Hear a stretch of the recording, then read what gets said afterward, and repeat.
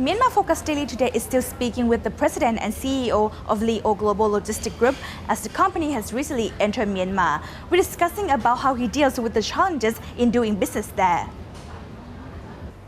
As the infrastructure is still not ready in the rural areas, do you think that this time is too premature to enter Myanmar market in the logistics sector? Frankly speaking, I don't think so. I think this is the right time because if you are the foreign investor or foreign business owner, when you would like to enter into Myanmar market, in any case you have to appoint, first start with appointing distributor or importer who will normally know how to play into the nationwide domestic distribution or whatsoever. So if you are able to export your products into Yangon by sea or maybe by cross-border by Mesot or Tak, the importer or distributor in Myanmar, they will know how to distribute your products into Myanmar. So I don't think that the infrastructure is the major issue. I think on the international transport infrastructure, Myanmar already have that kind of level to whether or not import into Myanmar or export out of Myanmar. So I would encourage all the business people that they should have to look into Myanmar. And I think the infrastructure, present infrastructure, though is not as big as in Thailand or in other developed countries, but I think they have enough facility, infrastructure to accommodate the present needs in Myanmar. And I would say that it will take another 3 to 5 years until Myanmar they will have certain number of middle class people, because right now most of people are in the agricultural sectors. But with this new development, within the next 3 to 5 years, they will have more middle class people that will have money to spend more on the consumer goods, consumer products. And by that time, I think if the businessmen from Thailand go there during this period, by that time, there will be the right time for them to expand into the big market of Myanmar.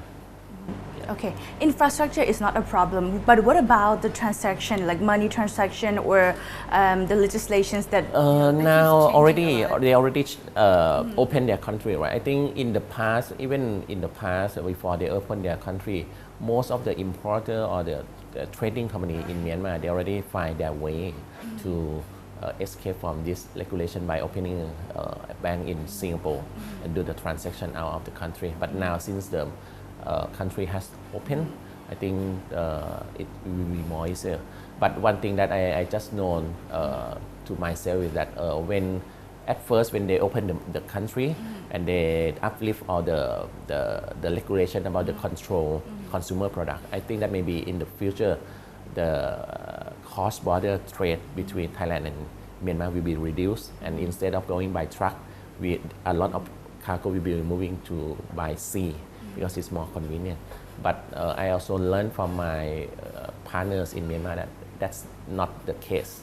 Maybe there's still a lot of products being imported into Myanmar by truck anyway, because there is some kind of special arrangement which the importer in Myanmar prefer to do that kind of transaction, which I think we have to know. A lot of people may be willingly to just still import to Myanmar by trucks cross-border, which their own way. Which I think that also prove, as what I said, that most of the distributor or importer in Myanmar, they know what will be the best alternative to move their products into Myanmar and distribute throughout their countries. Have you faced any challenges in doing business in Myanmar? So far, no. So far, I think, but one thing that I think the ambassador to Myanmar also told us is that if you would like to enter into Myanmar, do not go alone. You better find the right partner with the right connection to do the business. That is the message that I would like to relay.